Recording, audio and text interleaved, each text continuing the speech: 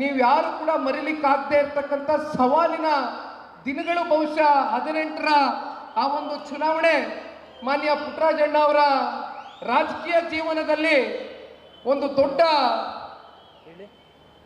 ಸವಾಲನ್ನ ದಿನಗಳನ್ನ ಎದುರಿಸಿದಂಥ ಚುನಾವಣೆ. ಆ ಸವಾಲನ್ನ ಮೆಟ್ ನಿಲ್ತಕ್ಕಂಥದಕ್ಕೆ ಧೈರ್ಯವನ್ನು ತುಂಬಿಸಿದಂಥದ್ದು ಮೇಲ್ಕೋಟೆ ವಿಧಾನಸಭಾ ಕ್ಷೇತ್ರದ ಪುಣ್ಯಾತ್ಮ ತಂದೆ ತಾಯಿಗಳು. ಅವತ್ತು ಸನ್ಮಾನ್ಯ ಕುಮಾರಣ್ಣವರು ಈ ರಾಜ್ಯದಲ್ಲಿ ಮುಖ್ಯಮಂತ್ರಿಗಳಾಗಬೇಕು, ಕುಮಾರಣ್ಣವರು ಈ ರಾಜ್ಯದಲ್ಲಿ ಮುಖ್ಯಮಂತ್ರಿಗಳಾದ್ರೆ ಯಾವ 2006 ಮತ್ತು 2007ರ ಗಡಿಯಲ್ಲಿ 20 ತಿಂಗಳ ಕಾಲ ಸನ್ಮಾನ್ಯ ಕುಮಾರಣ್ಣ ಅವರು ಇಂದಿನ ನಮ್ಮ ಮಿತ್ರ ಪಕ್ಷದ ಜೊತೆಯಲ್ಲಿ ಸಮ್ಮಿಶ್ರ ಸರ್ಕಾರವನ್ನು ರಚನೆ ಮಾಡಿದ್ರು. ಅವತ್ತು ಅತ್ಯಂತ ಅಲ್ಪಾವಧಿಯಲ್ಲಿ ರೈತರಿಗೆ 2600 ಕೋಟಿಯಷ್ಟು ಸಾಲವನ್ನು ಮನ್ನಾ ಮಾಡಿದಂಥದ್ದನ್ನ ಜಿಲ್ಲೆಯ ಜನತೆಯೂ ಕೂಡ ನೋಡಿ ಇಂಥ ಒಬ್ಬ ರೈತ ನಾಯಕ ರೈತರಿಗೋಸ್ಕರ ಇವತ್ತು ಅವರ ಜೀವನವನ್ನು ಮುಡಿಪಿಟ್ಟಿರ್ತಕ್ಕಂಥ ಸನ್ಮಾನ್ಯ ಕುಮಾರಣ್ಣ ಅವ್ರನ್ನ ಮತ್ತೊಮ್ಮೆ ಈ ರಾಜ್ಯದಲ್ಲಿ ಮುಖ್ಯಮಂತ್ರಿಗಳಾಗಿ ನಾವು ನೋಡಬೇಕು ಅಂತಕ್ಕಂಥ ಹಿನ್ನೆಲೆಯಲ್ಲಿ ತಾವೆಲ್ಲರೂ ಕೂಡ ಮಂಡ್ಯ ಜಿಲ್ಲೆಯಲ್ಲಿ ಇರ್ತಕ್ಕಂಥ 7 ವಿಧಾನಸಭಾ ಕ್ಷೇತ್ರದ ಎಲ್ಲ ನಮ್ಮ ಹಿರಿಯ ಶಾಸಕರಿಗೆ ನೀವೆಲ್ಲರೂ ರಾಜಕೀಯವಾಗಿ ಶಕ್ತಿಯನ್ನು ತಂದುಕೊಟ್ಟು ಕುಮಾರಣ್ಣ ಅವ್ರನ್ನ ವಿಧಾನಸಭೆಯ ಮೆಟ್ಲು ಹತ್ತಕ್ಕಂಥದ್ದಕ್ಕೆ ಮುಖ್ಯಮಂತ್ರಿಗಳಾಗಿ ಪ್ರಮಾಣ ವಚನ ಸ್ವೀಕಾರ ಮಾಡ್ತಕ್ಕಂಥದ್ದಕ್ಕೆ ನೀವೆಲ್ಲರೂ ಕೂಡ ರಾಜಕೀಯವಾಗಿ ಶಕ್ತಿ ತಂದುಕೊಟ್ಟಂಥ ದಿನ ನಾವು ಯಾರೂ ಕೂಡ ಮರೀಲಿಕ್ಕೆ ಸಾಧ್ಯ ಇಲ್ಲ. ತದನಂತರ 2019ರ ಲೋಕಸಭಾ ಚುನಾವಣೆ ನನ್ನ ರಾಜಕಾರಣದ ಪ್ರವೇಶ ಮಂಡ್ಯ ಜಿಲ್ಲೆಯಿಂದ ಆದಂಥದ್ದು. ಬಹುಶಃ ಅವತ್ತಿನ ನಿಖಿಲ್ ಕುಮಾರಸ್ವಾಮಿಗೂ ಇವತ್ತಿನ ನಿಖಿಲ್ ಕುಮಾರಸ್ವಾಮಿಗೂ ಒಂದಷ್ಟು ವ್ಯತ್ಯಾಸಗಳು ಜಿಲ್ಲೆಯ ಜನತೆ, ರಾಜ್ಯದ ಜನ ಜೊತೆಯಲ್ಲಿ ಪಕ್ಷದ ಕಾರ್ಯಕರ್ತ ಬಂಧುಗಳು ತಾವು ಅಲ್ಪ ಸ್ವಲ್ಪ ವ್ಯತ್ಯಾಸಗಳು ಕಾಣ್ತಾ ಇದ್ದೀರಾ ಅಂದ್ಕೊಳ್ತೀನಿ. ಒಳ್ಳೆ ರೀತಿಯಾದಂಥ ವ್ಯತ್ಯಾಸ. ಯಾಕೆಂದರೆ 19ರ ಆ ಒಂದು ಚುನಾವಣೆ DC ತಮ್ಮಣ್ಣ ಸಾಹೇಬ್ರಲ್ಲಿ ಕೂತಿದ್ದಾರೆ, ಹಿರಿಯಕರು, ನಮ್ಮೆಲ್ಲರ ಮಾರ್ಗದರ್ಶಕರು. CS ಪುಟ್ಟರಾಜಣ್ಣ ಅವರ ನೇತೃತ್ವದಲ್ಲಿ ಇವತ್ತು ಸಭೆ ನಡೀತಾ ಇದೆ. ಬಹಳಷ್ಟು ಜನ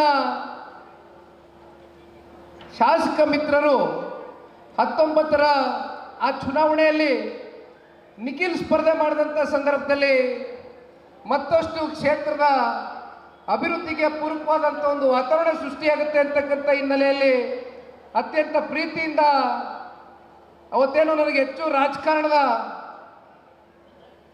ಅಷ್ಟು ಅರಿವಿರಲಿಲ್ಲ, ಇನ್ನು ಚಿಕ್ಕ ವಯಸ್ಸಿನ ಹುಡುಗ. ಆದರೂ ಕೂಡ ನನ್ನ ಮೇಲೆ ಒಂದು ಪ್ರೀತಿಯನ್ನು ಇಟ್ಟು ಒಂದು ವಿಶ್ವಾಸವನ್ನು ಇಟ್ಟು ನನ್ನನ್ನು ಕರೆ ತಂದಂಥದ್ದನ್ನು ನಾನು ಮಂಡ್ಯ ಜಿಲ್ಲೆಯ ಅಂದಿನ ಶಾಸಕರು, ಮುಂದೊಂದು ದಿನ ಮತ್ತೆ ಶಾಸಕರಾಗ್ತಕ್ಕಂಥ ಅನೇಕ ಜನ ಹಿರಿಯಕರು ಇವತ್ತು ಈ ವೇದಿಕೆ ಮೇಲೆ ಕೂತಿದ್ದಾರೆ. ನಿಮ್ಮೆಲ್ಲರಿಗೂ ಕೂಡ ನಾನು ಹೃದಯ ತುಂಬಿದ ಧನ್ಯವಾದಗಳನ್ನ ಸಲ್ಲಿಸಲಿಕ್ಕೆ ಬಯಸ್ತೇನಣ್ಣ. ಆದರೆ ಅವತ್ತಿನ ಚುನಾವಣೆ ಯಾವ ರೀತಿ ನಡೀತು ಅಂತಕ್ಕಂಥದ್ದನ್ನು ತಾವೆಲ್ಲರೂ ಕೂಡ ನೋಡಿದ್ದೀವಿ. ಅದನ್ನು ಪದೇ ಪದೇ ಪುನರ್ರಚನೆ ಮಾಡ್ತಕ್ಕಂಥದ್ದು ಬೇಡ.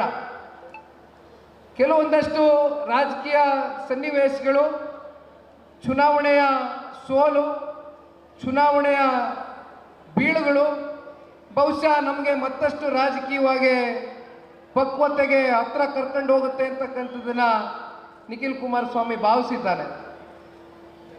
ಆದರೆ ಒಂದು ಈ ಸಂದರ್ಭದಲ್ಲಿ ನಾನು ನಿಮ್ಮೆಲ್ಲರಿಗೂ ಕೂಡ ತಿಳಿಸ್ಲಿಕ್ಕೆ ಬಯಸ್ತಕ್ಕಂಥ ವಿಚಾರ, 19ರಲ್ಲಿ ಚುನಾವಣೆಯ ಸೋತಿದ್ರು ಕೂಡ ಮಂಡ್ಯ ಜಿಲ್ಲೆಯಲ್ಲಿ ಯಾವುದೇ ತಾಲೂಕಿರಲಿ, ಯಾವುದೇ ಗ್ರಾಮಕ್ಕೆ ನಾನು ಭೇಟಿ ಕೊಟ್ಟಂಥ ಸಂದರ್ಭದಲ್ಲಿ ನೀವು ಪ್ರೀತಿಯಿಂದ ಆಹ್ವಾನ ಕೊಟ್ಟು ನಾನು ಬಂದಂಥ ಸಂದರ್ಭದಲ್ಲಿ ನೀವು ತೋರಿಸ್ತಕ್ಕಂಥ ಅಕ್ಕರೆ, ನೀವು ತೋರಿಸ್ತಕ್ಕಂಥ ಮಮಕಾರ, ನೀವು ತೋರಿಸ್ತಕ್ಕಂಥ ಪ್ರೀತಿ ವಿಶ್ವಾಸ, ಅದಕ್ಕೆ ನಿಖಿಲ್ ಕುಮಾರಸ್ವಾಮಿ ಆಗಲಿ, ಕುಮಾರಣ್ಣವರ ಕುಟುಂಬ ಆಗಲಿ ಅಥವಾ ದೇವೇಗೌಡರ ಕುಟುಂಬ ಆಗಲಿ ಸದಾಕಾಲ ನಿಮಗೆ ಶಿರಋಣೆ. ನಿಮಗೆ ಯಾವತ್ತಿಗೂ ಕೂಡ ನಿಮ್ಮ ಪ್ರೀತಿ ವಿಶ್ವಾಸಕ್ಕೆ ನಾವು ಬೆಲೆ ಕಟ್ಟಲಿಕ್ಕೆ ಆಗೋದಿಲ್ಲ ಅಂತಕ್ಕಂಥದ್ದನ್ನ ಈ ಸಂದರ್ಭದಲ್ಲಿ ನಾನು ತಿಳಿಸ್ಲಿಕ್ಕೆ ಬಯಸ್ತೇನೆ. ಈ ಜಿಲ್ಲೆಯಲ್ಲಿ ದೇವೇಗೌಡರಾಗಲಿ, ಕುಮಾರಣ್ಣ ಅವರಾಗಲಿ, ನಿಖಿಲ್ ಕುಮಾರಸ್ವಾಮಿ ಜನ್ಮ ತಾಳದೇ ಇರ್ಬೋದು, ಆದರೂ ಕೂಡ ನಮ್ಮ ಹೋರಾಟಗಳು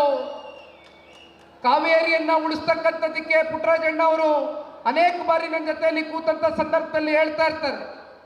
83ರ ದಶಕದಲ್ಲಿ ಅವರು ರಾಜಕಾರಣಕ್ಕೆ ಬಂದಂಥದ್ದು, 89ರಲ್ಲಿ ತಪ್ಪಾಯಿತು, ಸಾರಿ 83ರಲ್ಲಿ ಅವರ ಚಿಕ್ಕಪ್ಪ ಅವರಿಗೆ, ಅಂದ್ರೆ ಅಶೋಕಣ್ಣ ಅವರ ತಂದೆ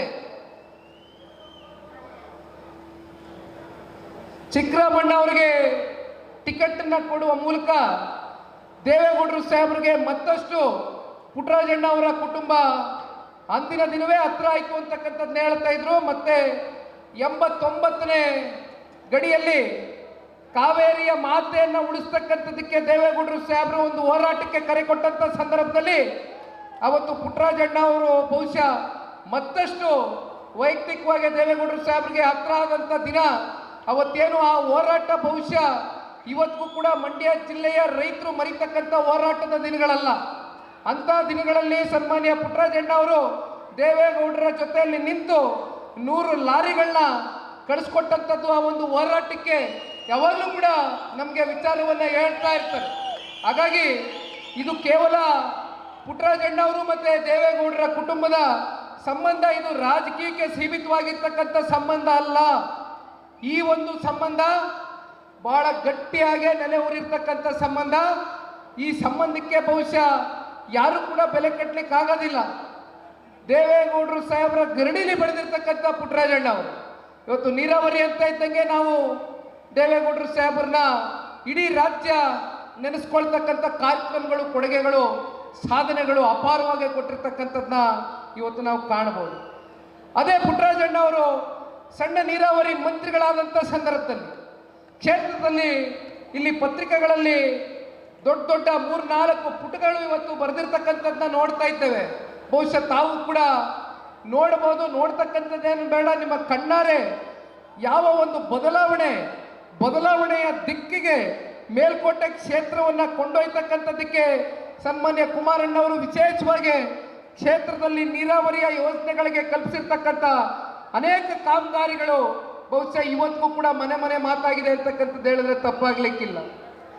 ಅಷ್ಟೇ ಅಲ್ಲ, ಇವತ್ತು ಶಿಕ್ಷಣದ ಕ್ಷೇತ್ರದಲ್ಲಿರ್ಬೋದು, ಆರೋಗ್ಯ ಕ್ಷೇತ್ರದಲ್ಲಿರ್ಬೋದು, ಅಥವಾ ಯಾವುದೇ ರಸ್ತೆಗಳನ್ನ ಇವತ್ತು ಒಳ್ಳೆಯ ರಸ್ತೆಗಳನ್ನ ನಿರ್ಮಾಣ ಮಾಡ್ತಕ್ಕಂಥದಕ್ಕೆ ಅವರ ಕಾಲ್ಗಟ್ಟದಲ್ಲಿ ತಗೊಂಡಂಥ ಅನೇಕ ನಿರ್ಣಯಗಳಿರ್ಬೋದು. ಬಹುಶಃ ಆ ಒಂದು ಐತಿಹಾಸಿಕವಾದಂಥ ತೀರ್ಮಾನ ಇವತ್ತು ಜನರ ಹೃದಯದಲ್ಲಿ ಶಾಶ್ವತವಾಗಿ ನೆಲೆ ಊರಿದೆ ಅಂತಕ್ಕಂಥದ್ದು ಹೇಳಿದ್ರೆ ಬಹುಶಃ ತಪ್ಪಾಗ್ಲಿಕ್ಕಿಲ್ಲ.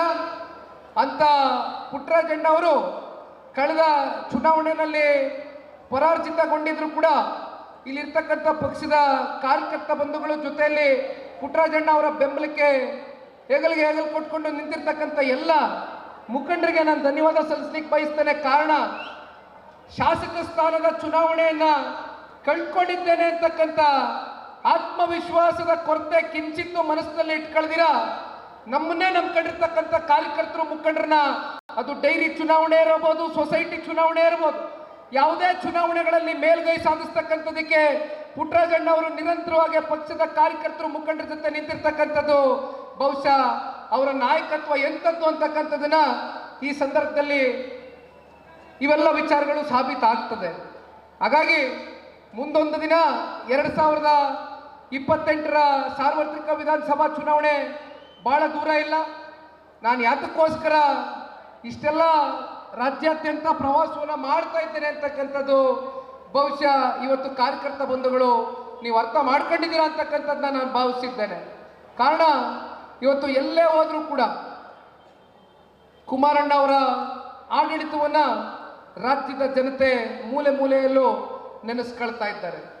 ಕುಮಾರಣ್ಣವರು ಈ ರಾಜ್ಯದ ಮುಖ್ಯಮಂತ್ರಿಗಳಾಗಿದ್ದಾಗ ನಮ್ಮ ರಾಜ್ಯ ರಾಮ ರಾಜ್ಯವಾಗಿ ಪರಿವರ್ತನೆಗೊಂಡಿತ್ತು. ಮತ್ತೊಮ್ಮೆ ಆ ಪುಣ್ಯಾತ್ಮ ರಾಜ್ಯಕ್ಕೆ ಬರಬೇಕು ಅಂತಕ್ಕಂಥದ್ದು ಇದು ನಿಖಿಲ್ ಕುಮಾರಸ್ವಾಮಿಯ ಭಾವನೆ ಅಲ್ಲ, ಇದು ರಾಜ್ಯದ 7.5 ಕೋಟಿ ಕನ್ನಡಿಗರ ಭಾವನೆ.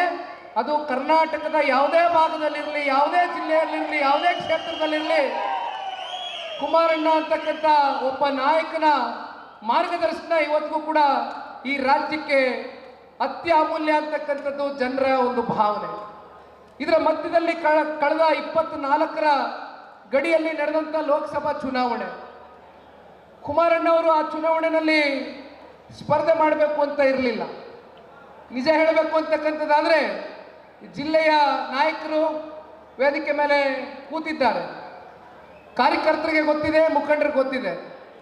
ಅಂಬೇಡ್ಕರ್ ಭವನದಲ್ಲಿ ಕಳೆದ ಲೋಕಸಭಾ ಚುನಾವಣೆ ಸಂದರ್ಭದಲ್ಲಿ ತಾವೆಲ್ಲರೂ ಕೂಡ ನಮ್ಮನ್ನು ಬರಮಾಡಿಕೊಂಡು ನಿಖಿಲ್ ಕುಮಾರಸ್ವಾಮಿ ನಿನಗೆ ಅನ್ಯಾಯ ಆಗಿದೆ ಕಡೆಯ, ಜನ ನಿನಗೆ ಆದಂಥ 19ರ ಸೋಲೇನಿದೆ ನಿನ್ನ ಮೂಲಕವೇ ಉತ್ತರ ಕೊಡ್ತಕ್ಕಂಥದಕ್ಕೆ ಜಿಲ್ಲೆಯ ಜನತೆ ನಿನಗೆ ಆಶೀರ್ವಾದ ಮಾಡ್ತಾರೆ. ನೀನು ಧೃತಿಗೆಡಬಾರ್ದು, ನೀನು ಧೈರ್ಯದಿಂದ ಬಂದು ಚುನಾವಣೆ ನಿಂತ್ಕೋಬೇಕು ಅಂತಕ್ಕಂಥದ್ದು ಪಕ್ಷದ ಕಾರ್ಯಕರ್ತರು ಆದೇಶ ಹೊರಡಿಸಿದ್ರು.